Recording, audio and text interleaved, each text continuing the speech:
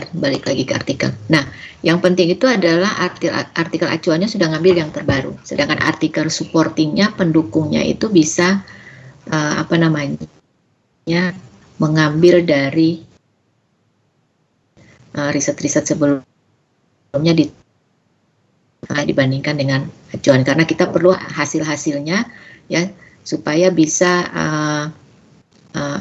membuat hipotesis. Nah, ini satu yang perlu saya kritisi. Besok kalau nanti Furi menulis di bab 2, jangan pakai istilah kerangka pikir, tapi pakai model penelitian ya. Karena nanti ada gambar tentang di sini hipotesis, itu nanti ada gambar seperti yang kemarin saya coba gambarkan gitu ya di sini ya.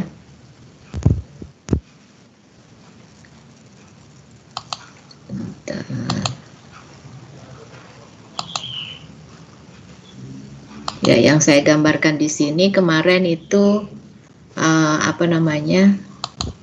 berkaitan ini yang saya langsung masuk ke hari ini kan tentang variabel ya. Nah, itu saya akan kasih contoh.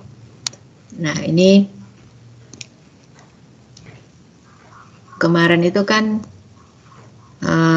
kita sudah buat itu ya. Jadi kalau kita lihat di artikelnya ini, nah ini kan ada H1 ya, sifat masialismenya berpengaruh terhadap niat, kemudian lingkungan, komitmen, kemudian keseriusan ada 4, ada 5. Nah, ini dia sudah menggambar, ini namanya model penelitian. Nah, ini dia sudah benar nih, tulis model penelitian ya. Nanti bisa dikritisi. Jadi kalau Bapak Ibu baca artikel juga bisa mengkritisi artikelnya yang kita gunakan.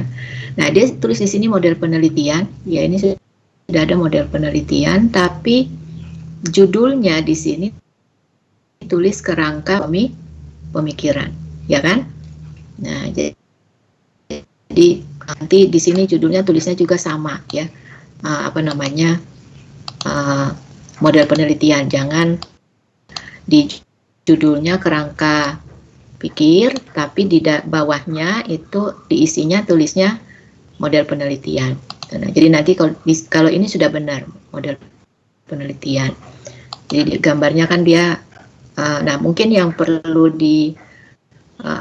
yang perlu Furi tekankan di sini, ini kan ada 4 kalau nggak salah tadi ya. Nah, ini kan niat. Nah, coba cari artikel ya yang siapa tahu sebelum sesudah niat ini ada sesuatu gitu loh, tindakan ya. Ini kan niat itu kan baru keinginan ya kan, ada di dalam hati. Nah, bisa jadi sesudah niat itu muncul tindakan whistleblowing gitu loh.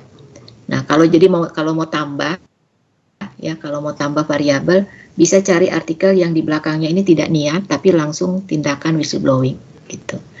Jadi nanti niat jadi mediating, nanti berpengaruh terhadap whistleblowing gitu. Jadi supaya menarik gitu ya. Nah, ini berkaitan dengan bagaimana mengembangkan topik risetnya yang mau kita ambil ya. Kemudian kita kembangkan untuk menjadi risetnya kita. Tapi kalau misalnya tidak dapat artikelnya, ya sudah, ini nggak dipakai nggak apa-apa, sampai sini saja gitu ya. Tapi lebih bagus lagi kalau bisa menambahkan satu di sini, tapi berupa tindakan gitu. Paham ya Furi ya? Putri ya? Putri, Bu. Iya, Ibu. Ya, Putri ya. Oke, ya. Tapi ini kalau ini biasanya pembimbing akan minta seperti itu. Tapi kalau misalnya nggak bisa ya nggak apa-apa gitu ya. Yang penting sudah bagus nih, sudah masuk ke 4. Cuma nanti kita lihat kita mau bedanya di mana selain lokasi ya.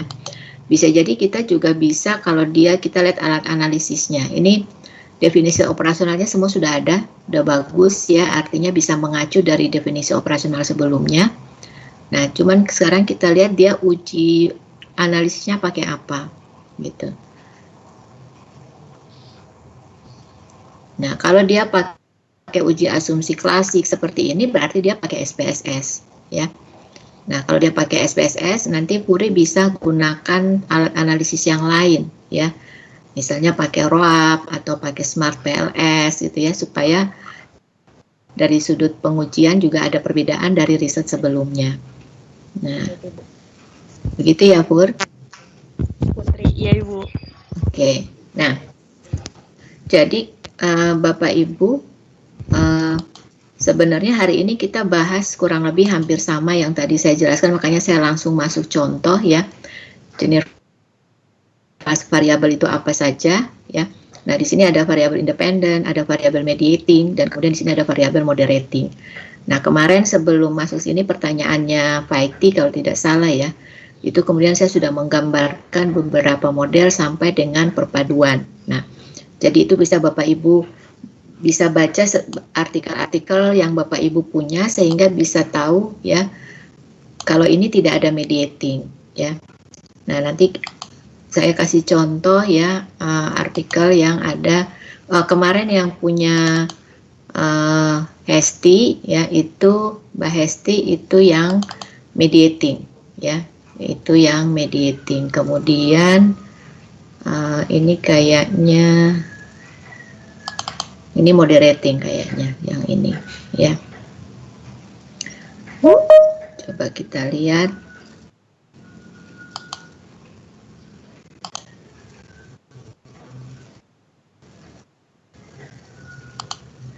Nah, ini moderating ya. Nah, yang menjadi variabel moderasi itu adalah kompetensi sumber daya manusia. Nah, jadi kalau moderating itu modelnya, mudah-mudahan dia menggambar pemodelannya di sini ya. Nah, kalau moderating itu dia gambarnya seperti ini ya. Jadi kalau kita lihat di slide ini moderating ya, dia arahnya. Kalau mediating itu dia mempengaruhi. Jadi mungkin saya kasih contoh sederhana ya begini. Kemarin itu yang mediating itu risetnya Mbak Hesti misalnya ini ada SPI ya, ada satuan pengendalian internal. Ini etis. Di sini punya Mbak Hesti itu perilaku etis. Nah,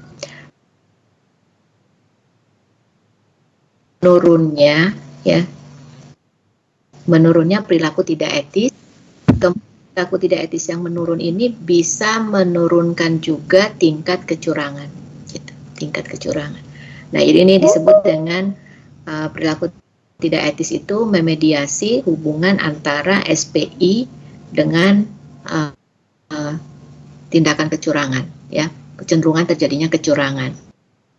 Nah, kemudian yang ini contoh yang berikutnya yang moderasi ini ya.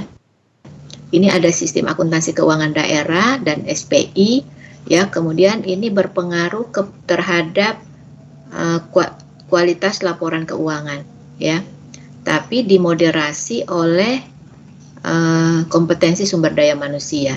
Nah, jadi kalau kita gambarkan itu seperti ini ya. Jadi di sini ada sistem keuangan, di sini ada apanya. Kalau mau bagus gambarnya misalnya seperti ini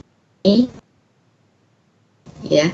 Baru di sini ada kompetensi sumber manusia. Nah, mestinya memperkuat ya. Jadi kalau di sini ada sistem, di sini ada SPI, di sini ada kualitas laporan keuangan. Nah, di sini yang moderasi itu ada kompetensi sumber daya manusia. Nah, jadi kalau di sini disebut moderasi itu artinya begini, kita membaca pengaruhnya seperti ini. Sistem akuntansi keuangan daerah itu bisa meningkatkan kualitas laporan keuangan ya. Nah, terutama pada saat ada juga kompetensi sumber daya manusia yang bagus gitu ya. Jadi kompetensi sumber daya manusia yang bagus ini bisa memoderasi atau bisa meningkatkan kualitas laporan keuangan ya dari adanya sistem. Jadi dengan adanya sistem itu bisa berdampak pada kualitas laporan keuangan pada saat kompetensi sumber daya manusia juga bagus gitu loh. Nah, jadi kalau walaupun ada sistem, kalau kompetensi sumber daya manusia yang menggunakan sistem ini tidak bagus, belum tentu kualitas laporan keuangan ini bagus. Ya, itu baca kalau dia yang kita sebut sebagai moderasi. Begitu juga sistem pengendalian internal yang bagus, itu bisa berdampak pada kualitas laporan keuangan jika kompetensi sumber daya manusia juga bagus gitu. Ya. Nah, jadi kalau bagus berarti dia sebagai variabel moderating mendukung ya hubungan antara SPI dan kualitas laporan keuangan. Nah, jadi berbeda dengan pengertian mediasi. Kalau mediasi itu mempengaruhi ke sini dulu, baru kemudian mempengaruhi ke sini. Kalau ini kita bacanya dia berpengaruh ke sini, jika ini juga bagus gitu. Nah, itu namanya moderasi ya. Jadi kalau kita lihat di sini ya, moderasi itu dia memperkuat atau memperlemah ya. Nah, kalau yang ini adalah dia mempengaruhi dulu si mediatingnya, baru kemudian dia mempengaruhi variabel dependent. Jadi seperti itu perbedaan antara mediating dan moderating. Nah, jadi kenapa saya kemudian tadi tertarik dengan topiknya Mbak Putri, dan kemudian saya bilang bagusnya niat ini dijadikan mediating, artinya kalau orang karena hanya baru sampai di baru niat, itu kan berarti belum melakukan whistleblowing gitu loh. Baru di dalam hati, nanti kalau ada ini saya lapor gitu. Baru sampai situ gitu loh. Nah, yang paling bagus lagi kalau kita menambah variabel melakukan whistleblowing, artinya dia membuat tindakan. Nah, nggak usah khawatir besok nanti bisa dibimbing sama Bu Yuliana Waromi. Beliau kan kalau mudah-mudahan beliau sudah lulus ya. Nah, tapi pikir saya kayaknya sudah lulus karena Putri kan akan menulis semester depan dan mudah-mudahan beliau sudah lulus. Nah, kalaupun beliau belum lulus nggak usah khawatir karena beliau bisa diminta instrumennya, questionnaire-nya, whistleblowing-nya Bu Yuli bisa diminta untuk kita modify, berubah menjadi questionnaire untuk lapangan ya, riset primer. Atau kalau enggak malah kita buat bisa kita buat dalam bentuk kita bisa buat dalam bentuk eksperimen juga ya. Pesertanya bisa teman-teman ya satu kelas ini juga bisa sebagai partisipan eksperimennya. Nah, ini contoh gitu ya. Nah, jadi menjadi menarik ketika sesuatu yang tadinya biasa gitu ya, jadi yang tadinya risetnya itu biasa seperti ini, tidak hanya ada independen dan dependen, kemudian kita modify ya, kemudian kita tambahkan. Sebentar ya, Ibu terima telepon dulu.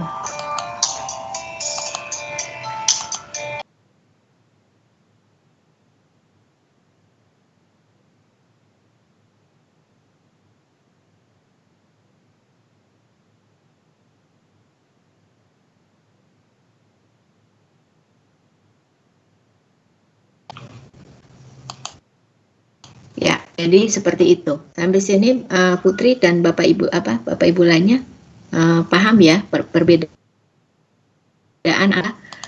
mediating dengan moderating gitu. Sudah? Iya, Ibu. Atau ada yang mau bertanya? Jadi saya supaya tidak lama-lama di terlalu banyak teori ya, kita langsung lihat saja di artikel dan jadi Bapak Ibu bisa langsung praktek. Nah, sekarang kita lihat yang disebut dengan pengukuran ya. Jadi kalau pengukuran itu Bapak Ibu bisa lihat di sini, bisa jadi satu variabel itu punya beberapa dimensi. Nah, ini saya kasih contoh. Belajar itu bisa saja punya beberapa dimensi. Misalnya orang yang disebut belajar itu dilihat dari dia bisa paham, dia bisa ingat, kemudian dia bisa mengaplikasikan. Nah, sekarang mari kita lihat di artikelnya punya tadi punya Putri ya. Nah, untuk menguji tadi hipotesis pertama, nah kita lihat di sini instrumen yang digunakan apa gitu ya. Nah, kalau untuk instrumen kita buka di bab 3. Nah, biasanya untuk instrumen Bapak Ibu kita itu lihatnya dari definisi operasional, ya. Apa itu martialism, gitu ya. Nah, jadi misalnya di sini seseorang jadi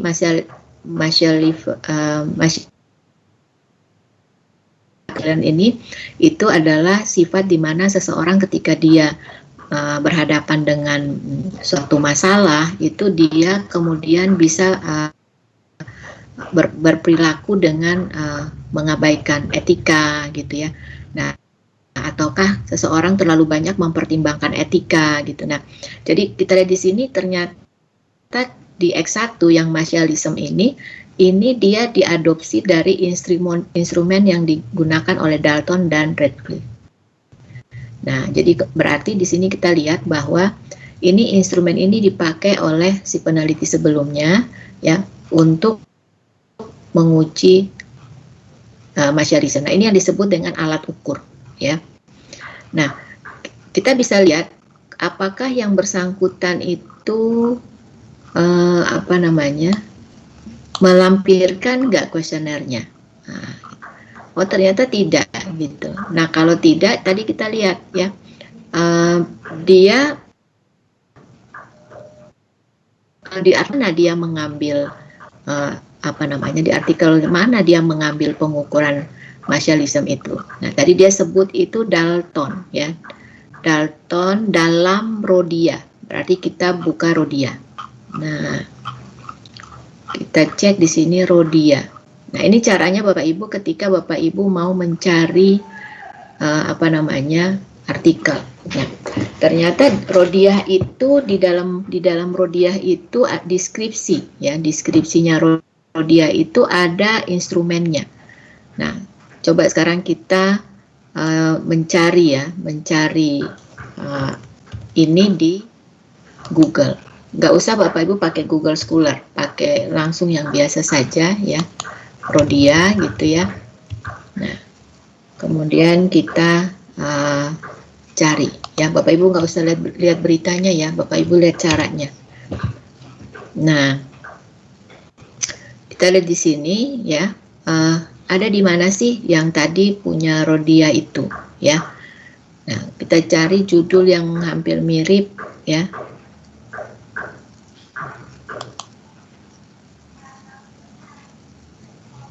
Karena kita tadi tidak nampak yang namanya Rhodia, kita buka saja salah satunya.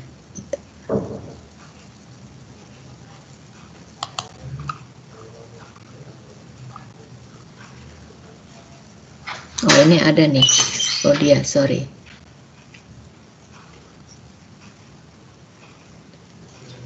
Nah, ini ada skripsinya Rhodia. Oh, bukan, Maulidia malah, bukan Rhodia.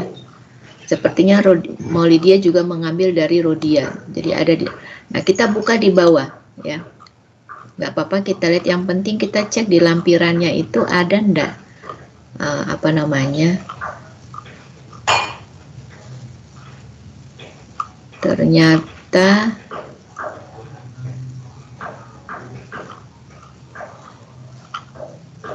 ternyata tidak ada, ya. Di sini tidak ada. Kita tunggu tadi yang ini, ya. Mudah-mudahan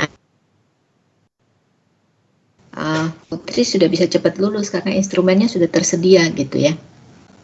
Nah, ini yang kita sebut bahwa di dalam riset kita itu, ya, yang pakai data primer itu yang harus dipastikan ada tuh kuesionernya. Bu, apa kita bisa buat sendiri? Bisa, tapi harus dibimbing oleh pembimbing waktu membuat kuesioner sendiri. Kemudian setelah selesai kuesioner dibuat, itu harus diuji, ya, karena berkaitan dengan uji reliabilitas dan validitas dari suatu instrumen, ya. Apakah dia bisa mengukur yang bisa diukur ataukah tidak. Oh, ternyata masih lama sekali dia putar-putarnya, ya. Nah, kita cari lagi, mudah-mudahan ada lagi yang lain. Nah, biasanya skripsi itu sering banyak muncul di Google, ya.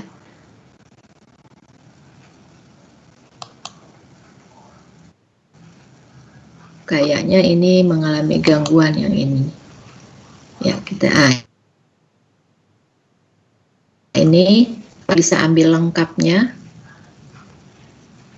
Ini punya Dewi. Oh, ini jurnalnya punya Dewi yang masuk di sini juga.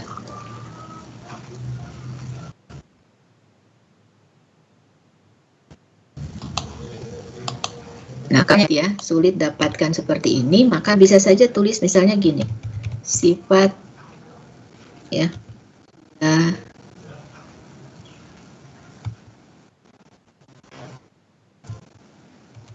dari ya instrumen. Nah, jadi seperti itu ya. Kalau misalnya susah dapatnya, nah apa namanya?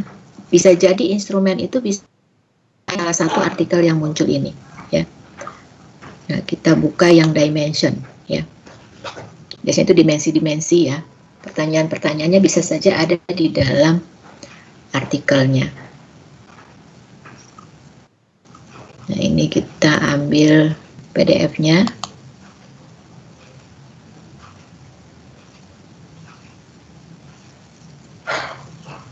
Jadi Bapak Ibu, saya sambil ngajar seperti kemarin kita juga melihat langsung pada contohnya ya.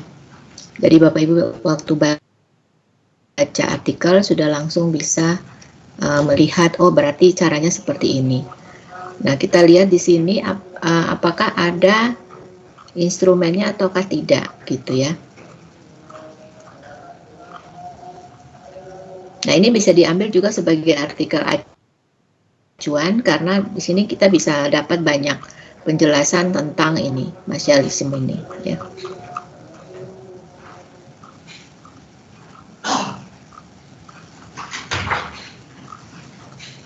Itu panas.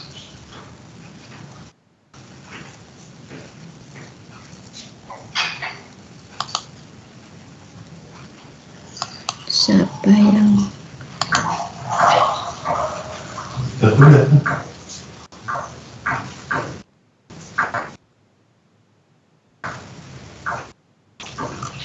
ya, Bapak Ibu, kita cek apakah ada pertanyaan-pertanyaannya. Nah, ini yang ini religiositas, social environment. Mana yang nah, ini martialism ini kayaknya nih ya, manipulate tactics, views ya. Nah, tapi kayaknya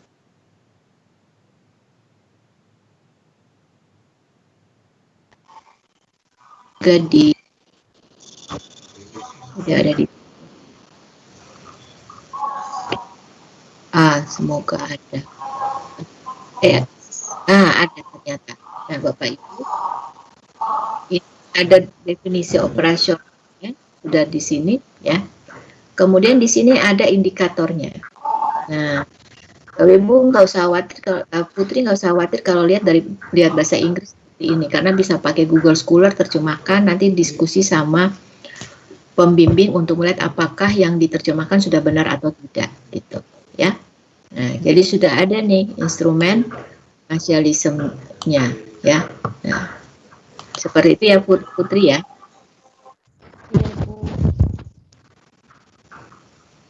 Halo. Halo Ibu. Ya, begitu cara mencari instrumen atau kuesioner. Ya. Nah, ini adalah pertanyaan-pertanyaan yang nanti kalau diterjemahkan kemudian nanti bisa dibuat dalam bentuk setuju dan tidak setuju ya.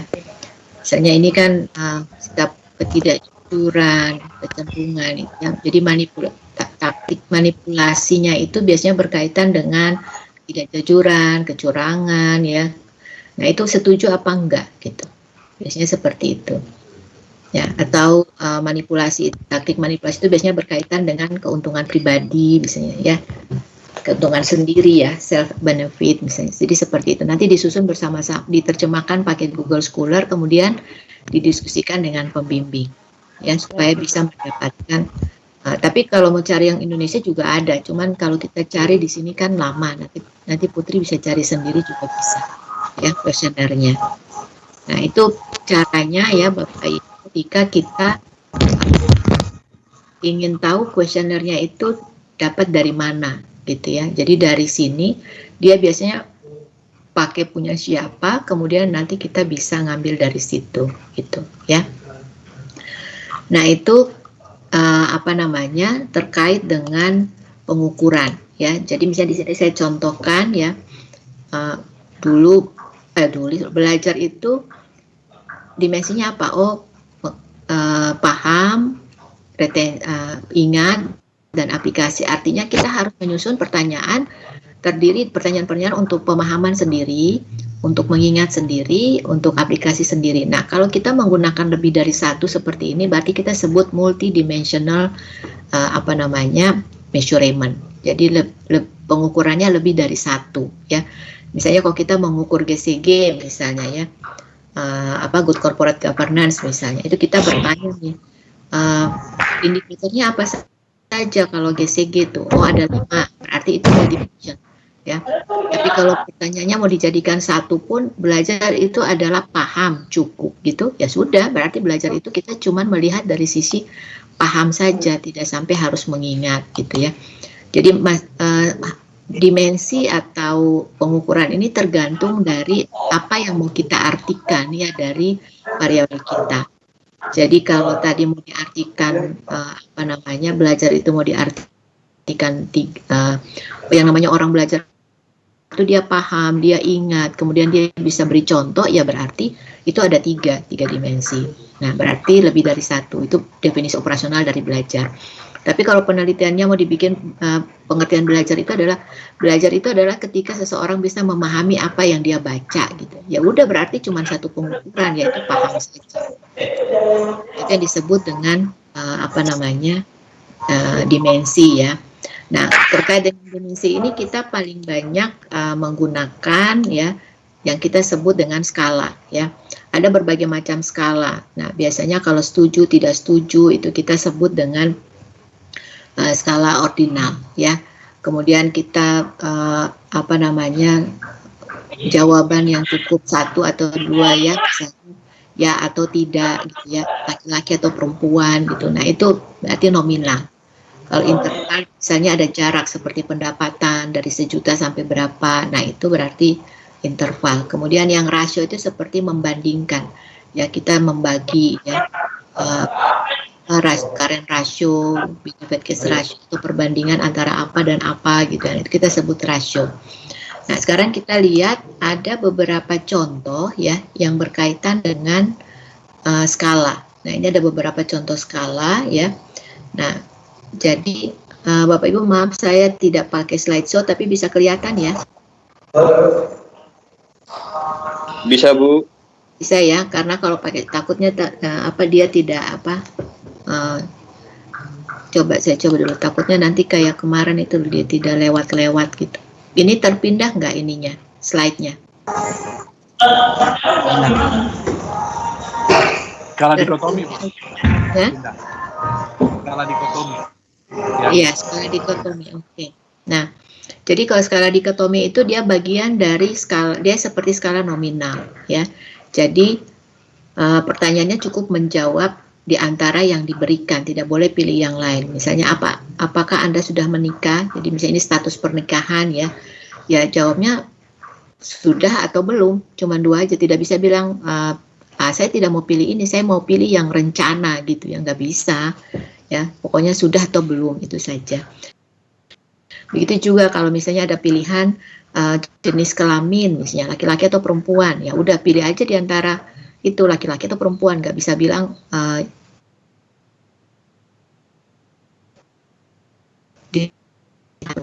nah itu yang disebut dengan skala nominal, ya. Itu jadi skala dikotomi itu dia masuk tipe skala data nominal. Kemudian yang kategori. Nah, kategori itu biasanya kita meminta menilai dari ada beberapa item ya. Kemudian kita diminta untuk memilih, tapi cukup memilih juga cuma 1 gitu ya. Artinya ketika ditanya pilih mana yang paling Anda suka gitu, Bapak Ibu walaupun di sini banyak yang disuka, nggak bisa pilih saya suka gado-gado, saya suka soto, tidak bisa ya, karena yang ditanya itu yang ini, yang paling. Slide saya berpindah ya? Berpindah Bu. Oke, ya. Nah berarti yang jawab itu pilih dari semua ini yang paling gitu ya, yang paling. Jadi bukan berarti ada suka macam-macam terus mau pilih banyak gitu. Nah, ini juga masih kategori skala nominal karena cukup satu jawaban, tidak bisa lebih dari satu. Nah, kemudian ini yang skala Likert ya, yang biasanya Bapak Ibu gunakan di dalam pengumpulan data, yang biasanya karena yang paling banyak. Nah, ini tinggal menjawab, misalnya kuliah di S1 akuntansi Uncen menarik, setuju apa enggak? Fasilitas belajar mengajar di Uncen lengkap, setuju apa enggak gitu ya. Setuju sampai sangat tidak setuju, itu namanya Likert. Nah, skala Likert ini bisa macam-macam. Dia masuk kategori skala interval ya. Ada juga yang seperti ini nih. Model Likert tapi dia dilihat dari perbedaan semantik ya. Dari paling naif sampai dengan paling pintar ya.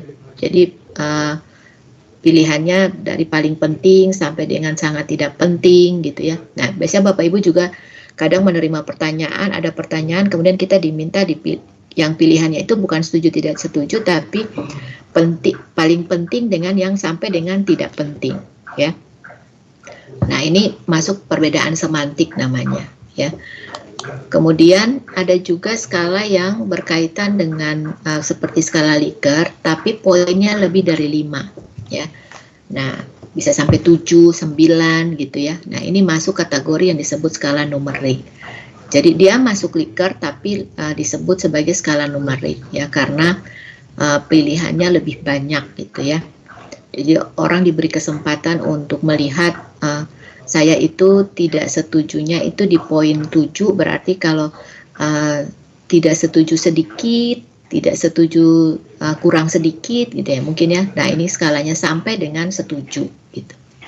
Nah, ini dibuat skalanya banyak supaya orang masing-masing punya pilihan. Tapi orang Indonesia itu biasanya antara suka dan tidak suka itu sangat habis gitu ya, artinya suka ragu-ragu. Jadi saya selalu mengatakan kalau mau penelitian minta pendapat orang di Indonesia skalanya jangan genap ya, skalanya tuh ganjil supaya yang di tengah itu untuk bagi orang yang ragu-ragu tadi ya. Tapi upayakan pertanyaan kita jangan sampai orang tuh menjawab ragu-ragu banyak gitu ya. Jadi kadang kan kita selalu tanya orang ini, kamu suka nggak makan ikan? Sebenarnya nggak suka sih tapi gitu. Nah, itu namanya orang ragu-ragu gitu ya. Nah, itu jadi biasa orang ragu-ragu itu dia akan pilih di tengah ini, di 3 ya, cukup gitu ya. Nah, atau juga yang seperti ini, skala yang penjumlahan tetap ya.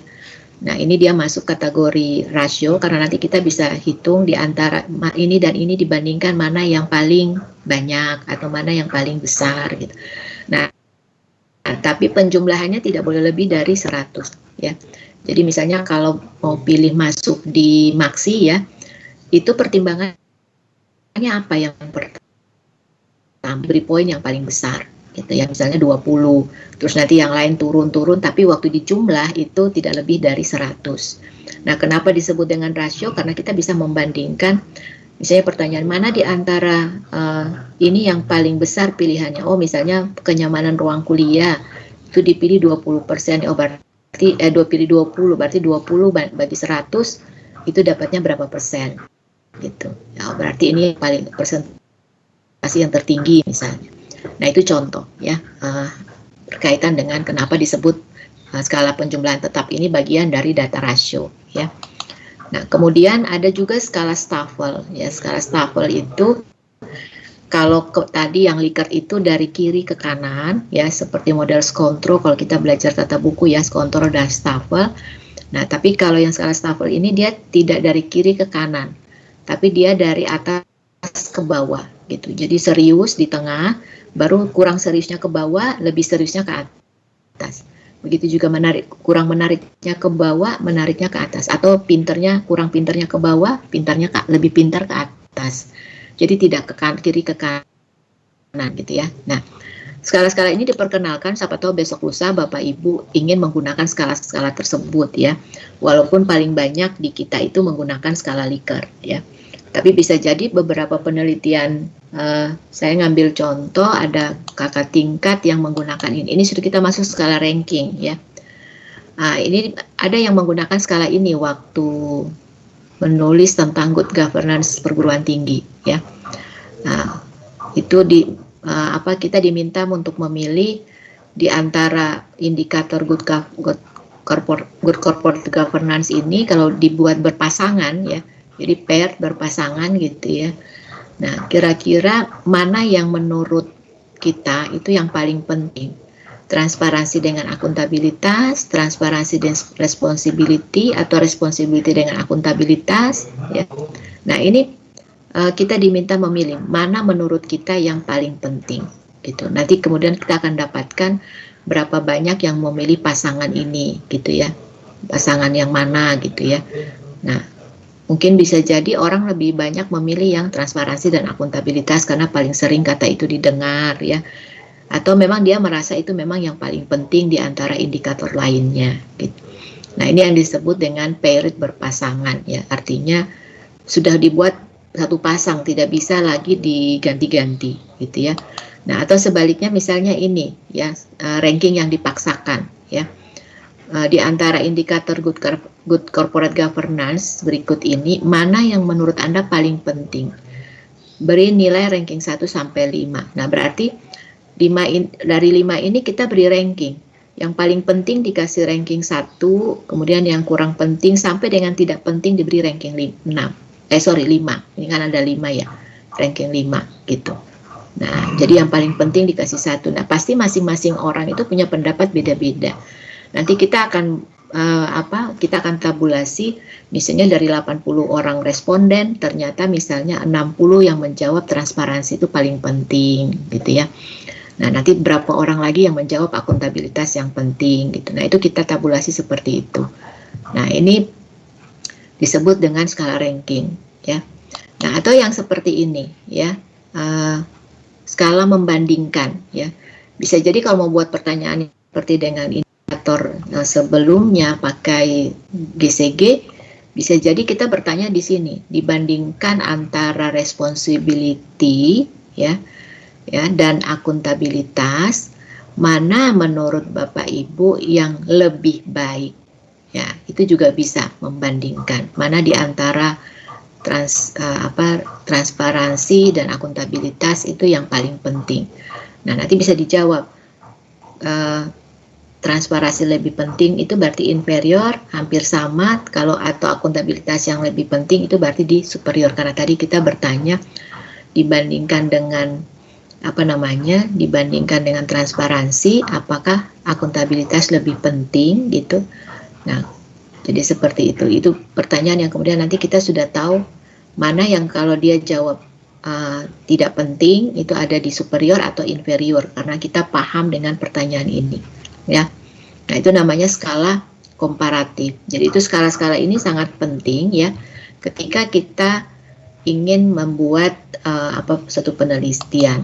Nah, kalau yang ini dia sudah sebut dia menggunakan skala Likert, ya. Nah, jadi Bapak Ibu juga dalam memilih nanti bisa menulis, ya, apa yang digunakan, skala apa yang digunakan di dalam penelitian ini. Nah, ini nanti masuk di pengukuran, ya. Menggunakan skala Likert itu nanti akan ditulis di pengukuran. Cuman di sini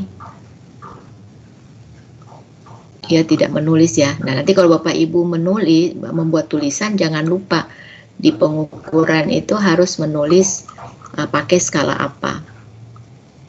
Atau sayanya yang kelewatan tidak baca, ya. Oh, ini sudah ada skalanya. Nah, tadi perasaan saya baca. Nah, ini udah disebut pakai skala Likert, ya.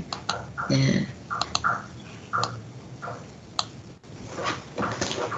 jadi ini namanya pengukurannya pakai skala Likert, instrumennya itu pakai punya yang dari Rodia ini, ya.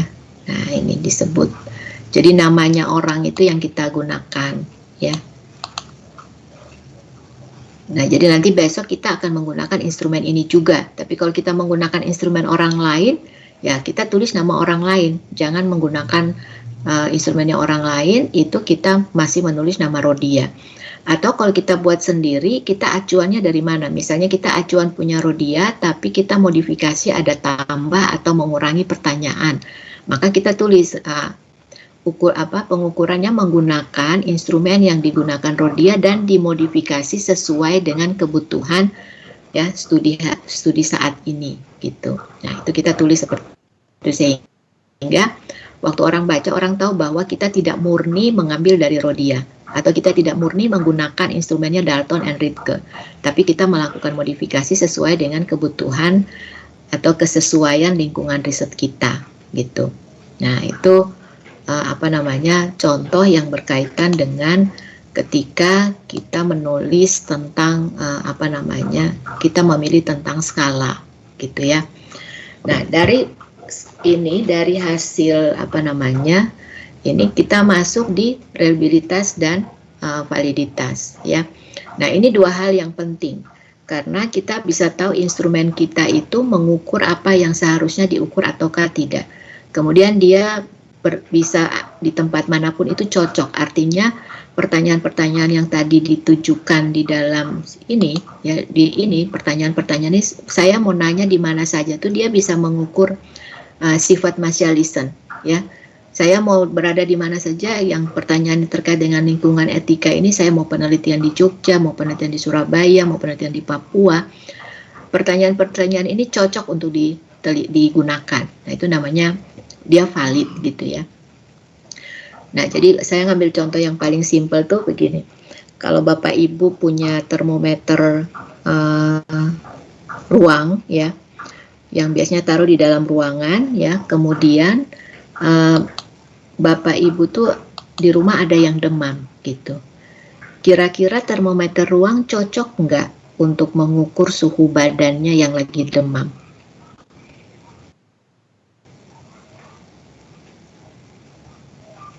Cocok nggak?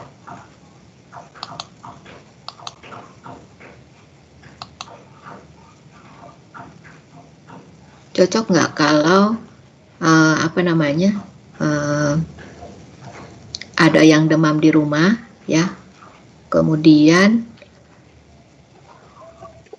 ya ada yang demam di rumah, kemudian dia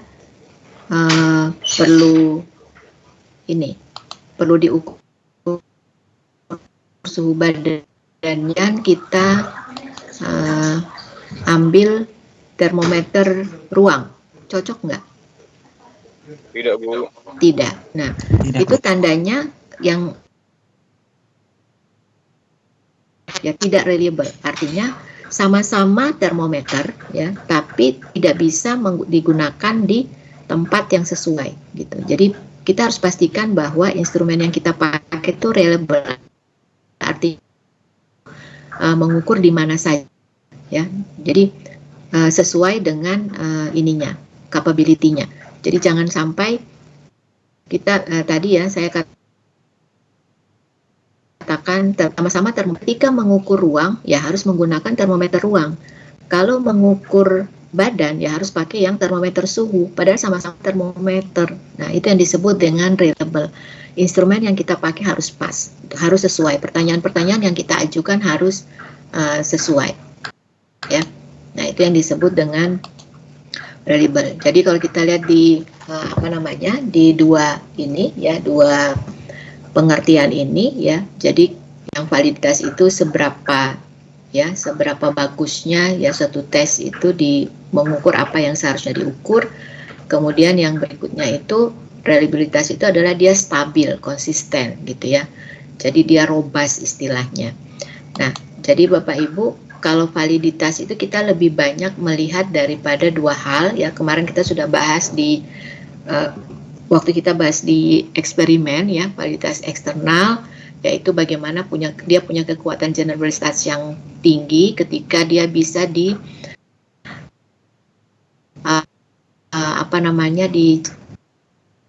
dimanfaatkan atau bisa berlaku di lebih luas ya. Sedangkan yang validitas internal itu dia lebih memperkuat teori atau dia lebih memperkuat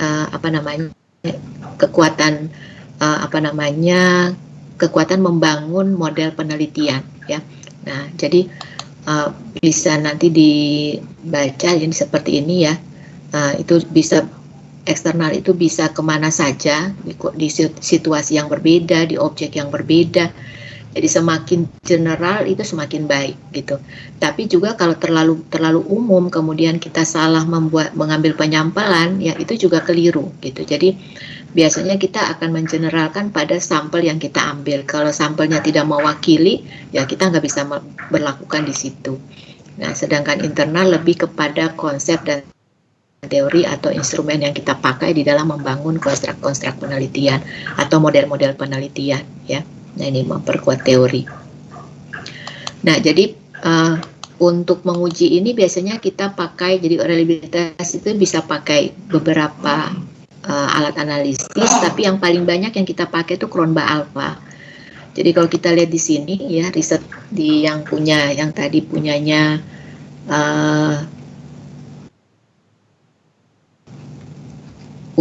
Putri, ya ini kita lihat di sini. Untuk uji validitas dia menguji, nah kita lihat dulu di sini. Dia pakai di sini yang untuk validitas ini kita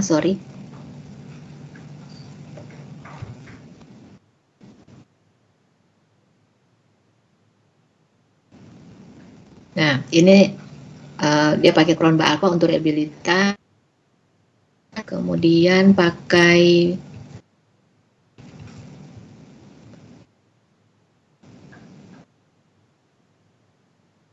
pada covariate analysis ya untuk menggunakan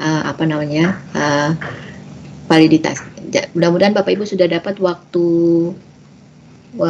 martikulasi ya di metode kuantitatif. Sudah belum? Uji validitas dan reliabilitas.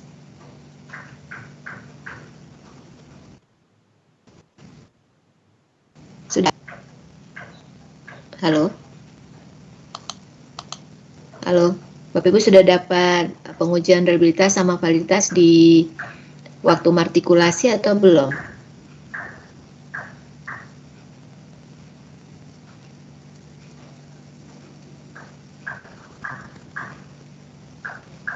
Halo? Bapak Ibu kedengaran suara saya?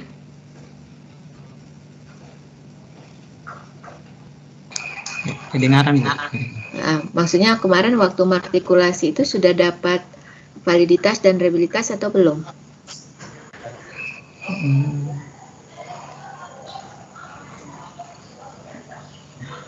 Kalau saya ingat saya sih belum, Ibu. Belum. Oke, coba kita latihan. Mudah-mudahan waktunya cukup buat latihan. Nah, jadi kalau kita lihat di sini juga sudah ada nih. Ya, Bapak Ibu bisa lihat di sini untuk validitas dia pakai bivariate analysis, pakai person correlation. Nah, ini R hitung sama R tabelnya ya.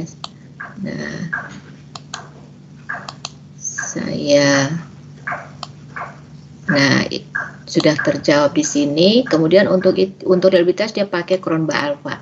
Nah, Cronbach alpha ini menurut Uma Sakaran paling bagus itu lebih dari 0,6. Nah, jadi lihat di sini semua sudah di atas 0,6. Malah yang paling bagus itu lingkungan etika ya 0,9, hampir mendekati sempurna 100 gitu ya.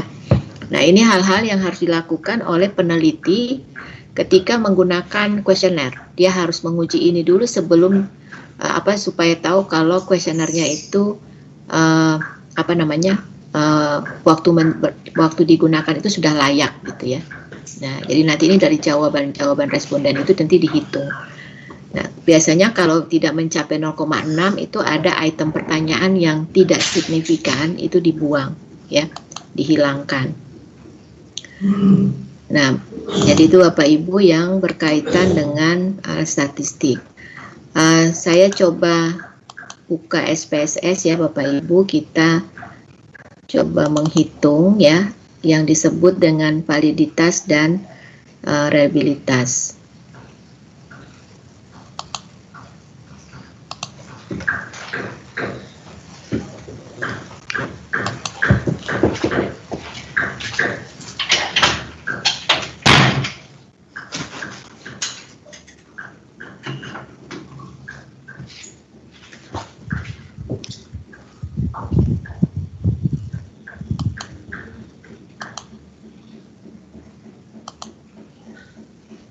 Bentar ya Bapak Ibu, belum terbuka ininya. Masih running SPSS-nya.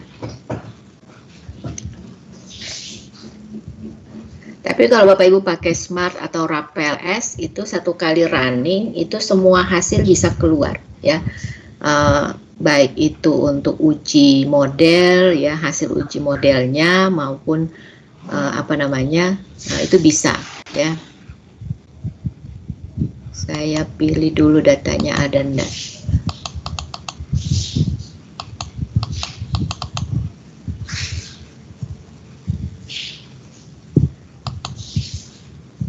Ya, Bapak Ibu, kita coba ngambil data dari pelatihan, mudah-mudahan ada.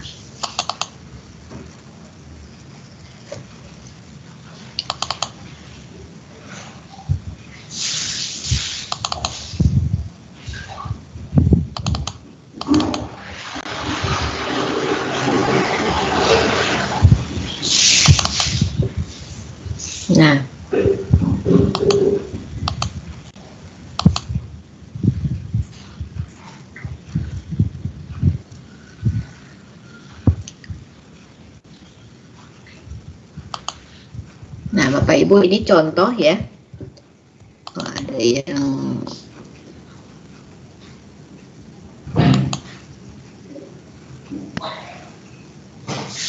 ya, ini contoh Bapak Ibu, ini ada data ya. Ini saya punya data tadi dari data yang belajar itu ya, yang belajar. Jadi kalau dilihat di slide ini, nah ini saya punya data dari contoh belajar itu ada 3, pemahaman, retention, dan aplikasi. Ini datanya ya. Nah kemudian kita masukkan ke SPSS itu. Jadi pemahaman itu ada 5 pertanyaan ya. Nah ini kita lihat di sini 5, 1, 2, 3, 4, 5, kemudian totalnya. Nah kalau kita mau menguji validitas ya, kita analyze ya, kemudian kita pilih ya korelasi, kemudian kita pilih di bivariat ya. Nah Bapak Ibu, kita mulai dari yang variabel pemahaman, kita masukkan, kemudian kita oke ya. Nah nanti akan muncul seperti ini gitu.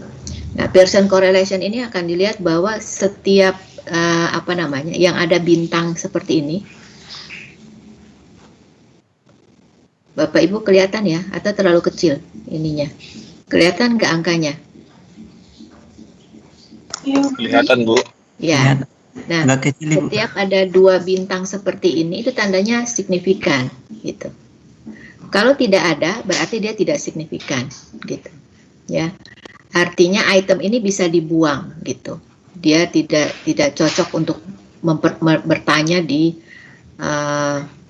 tidak ada kaitannya dengan antara pertanyaan E dengan pertanyaan A gitu. Tapi sebelum dibuang lihat dulu totalnya.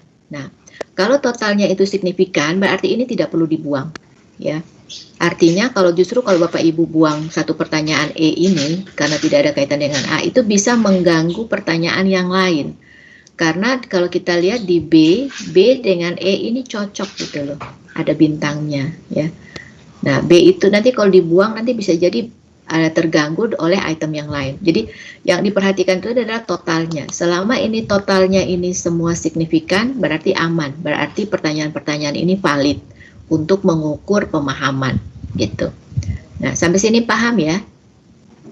Nah itu kemudian kita bisa lanjut dengan melakukan analisis dari variabel yang berikutnya ya.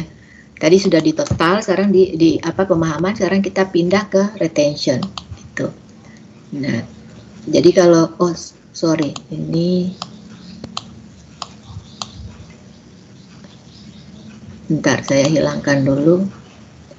Nah jadi kita pilih di sini ya yang kemudian kita pindahkan. Nah, jadi kalau sudah seperti ini kita tinggal hitung lagi ya. Ya kalau kita mau ini kok belum jalan ya ininya. Sabar kita ulang ya Bapak Ibu, ininya masih hidup soalnya. Nah, jadi ini cara pertama untuk tadi pertama. Sekarang berikutnya kita kalau mau menganalisis variabel yang kedua kita keluarkan dulu yang pertama, baru kemudian kita masukkan yang kedua.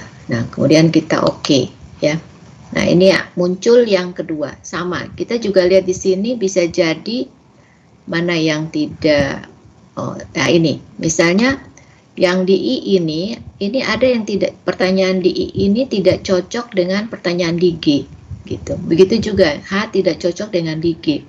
Tapi secara total ini dia berpengaruh semua, bagus, saling berhubungan antara satu dengan yang lain pertanyaan-pertanyaannya.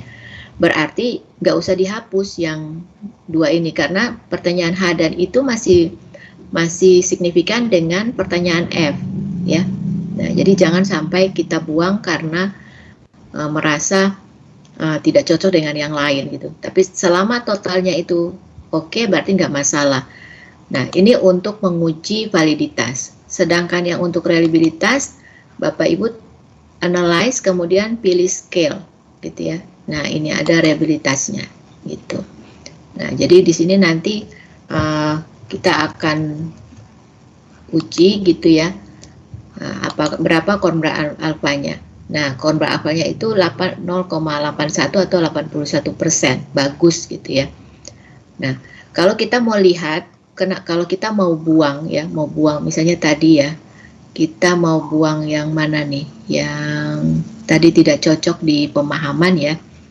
Ini kita buang yang E ya, misalnya kita mau buang yang E, kita hitung analyze-nya tidak pakai yang E. Kita lihat hasilnya itu lebih bagus ininya enggak, reliabilitasnya enggak. Nah, kita buang. Ternyata turun. Kalau kita buang pertanyaan yang E tadi, itu malah korban alfanya turun. Tadi awalnya 0,812, setelah dibuang malah korban alfanya turun. Artinya tingkat reliabilitasnya malah turun. Jadi sebaiknya jangan dibuang gitu. Nah, itu tadi contoh bahwa tidak semua kalau kita lihat tidak signifikan kemudian kita buang. Itu tidak, kecuali kalau di semua. Jadi I ini tidak cocok dengan semuanya, tapi kalau ada yang cocok nggak usah dibuang. Nah, biasanya kalau I ini tidak cocok dengan semua, di totalnya juga itu pasti ada yang hilang gitu. I-nya juga ini pasti tidak signifikan gitu. Ya. Nah, jadi itu yang patokannya di situ. Jadi kalau validitasnya di sini totalnya sudah bagus, waktu hitung waktu selanjutnya jangan dibuang lagi walaupun ada item